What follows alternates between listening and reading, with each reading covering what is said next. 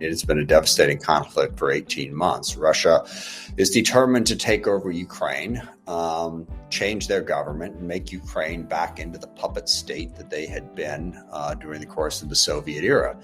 And they've been, unrelenting in that attack. What we're trying to do is help the Ukrainians take back as much of their territory as possible.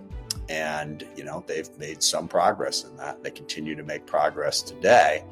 The hope is that at some point this will force Russia to the bargaining table, force them to negotiate a peace. But it's imperative right now that we continue to help Ukraine because Russia shows no indication that they're going to stop in their attack. When the invasion first occurred, the unjust and unprovoked invasion, many people thought Ukraine wouldn't survive 2 weeks. The fact that they are having incremental gains right now, it's a huge testament to Ukraine. But we'd love to see Russia defeated in Ukraine and pushed out. But those gains are coming slow, but they're happening right now. When you look at the dollar amounts and the totality of the gross amounts of aid that we sent, I would say yes, but there are some areas we could do better. So I'll pick on the administration in 2 areas. One, we have the ability to provide more long-range precision munitions. For example, the ATACMS that could hit a mailbox at 300 kilometers away. And secondly, I have found the administration, since this has started, to eventually get to the right spot, but they're always 3 or 4 months late. There's a lot of hand-wringing, a lot of second-guessing, then they'll eventually get to the right spot. But that makes it harder for Ukraine to achieve victory in its country. As you know, there are 54 nations that are helping Ukraine, so it's more than just NATO. And if you had, sat there in the early February of 2022, in a million years, you never would have predicted the level of support, the level of cohesion, and the strength of the alliance that is backing Ukraine. I felt that we should have given them more, drones, Gray Eagles. I've been supportive of giving them the ATACMS, but overall, you have to be really partisan or unfair to look at this and say that somehow the U.S. hasn't done a very, very good job of arming and training Ukraine to protect themselves. Well, I think it should be two-pronged. It should be with the international community, whether it's the ICC or through the UN. We should pursue that because it's important to have on record that Russia is committing war crimes. They're indiscriminately bombing cities.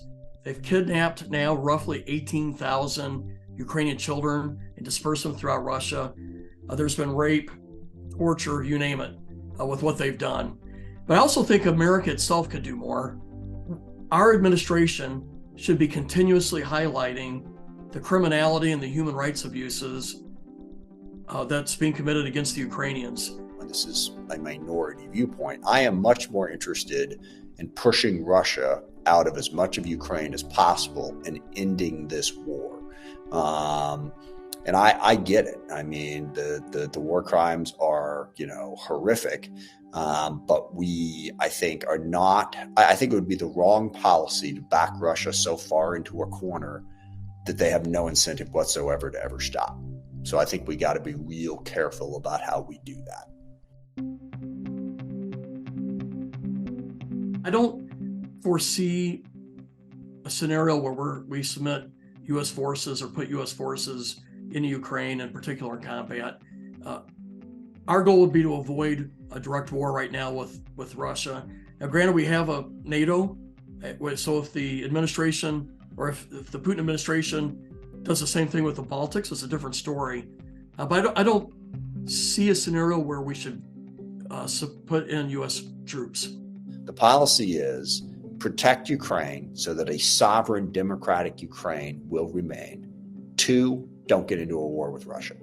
That has been clear from the very start. And that's the balance we've tried to step. I'm of the opinion that we should consider Ukraine and NATO eventually. We have to work through the timing. What's the criteria? There's a lot of issues to work through. But I feel like Ukraine has earned the right to be part of the West, to be part of EU, to be part of NATO. We just got to work on the timing of that.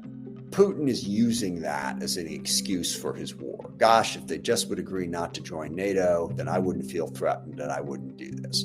And that's obviously wrong. I mean, right now, there is no plausible scenario whereby which, Ukraine joins NATO. In fact, the only thing that would have made it possible that would even possibly happen in the future was Russia's invasion. Now, 32 NATO nations have to agree for Ukraine to join.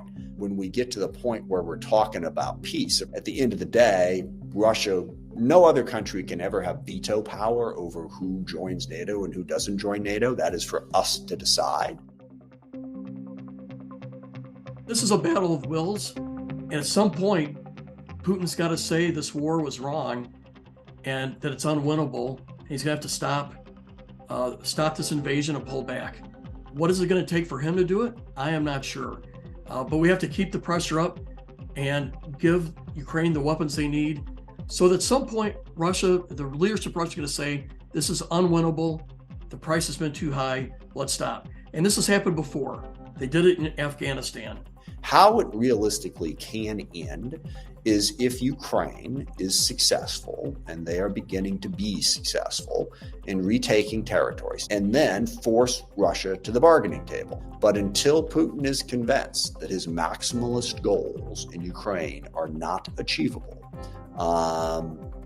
we don't get to the peace table. The way to get him to do that is to have a successful counteroffensive, which is slowly happening, and to make it clear that he can't achieve those goals. Once that point is reached, I think there are a lot of things we can talk about.